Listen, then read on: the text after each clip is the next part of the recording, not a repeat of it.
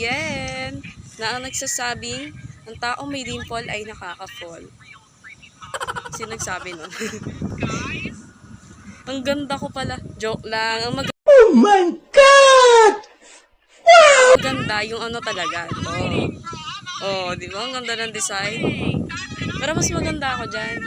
Hindi, ito talaga. Ang kulit. Hindi guys, ito papakita ko sa inyo.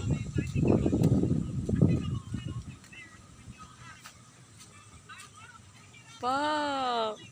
Slay! Ay!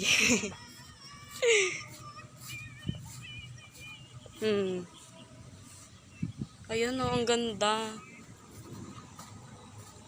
Pakita ko sa inyo kung gaano kaganda dito.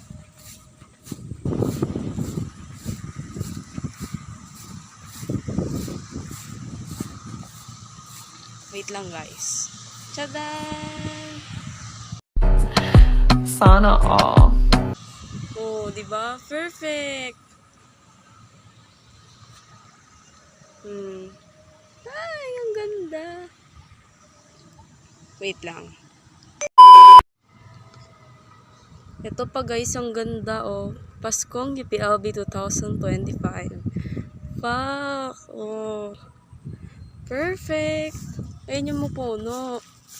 Meron din. Ano ba yan? Ang liwanag masyado.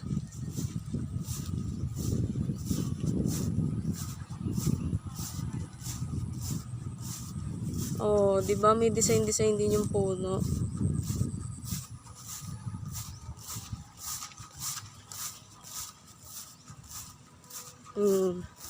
Ito din oh. Di ba? Slay.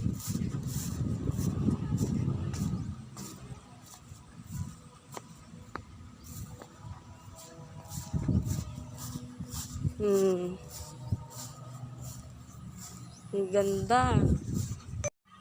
So guys, nasa UP kami ngayon. Ang ginagawa namin is nag-exercise, which is naglakad-lakad kami. Siyempre, para mabawasan yung mga fats. Tsaka sa sitwasyon ko naman kasi, need ko talaga ng exercise. May antik. Inang yan. Naputikan pa ang aking pants. Medyo napagod lang kaya nagpahipahinga. Kaloka, haba-haba din yung lakad namin kaganina. Like, nakakapagod. What a tiring day. Tiring day. Ayun na naman. Ang kulit eh. Wala na nga. Sige na nga. Bye guys. Yun lang.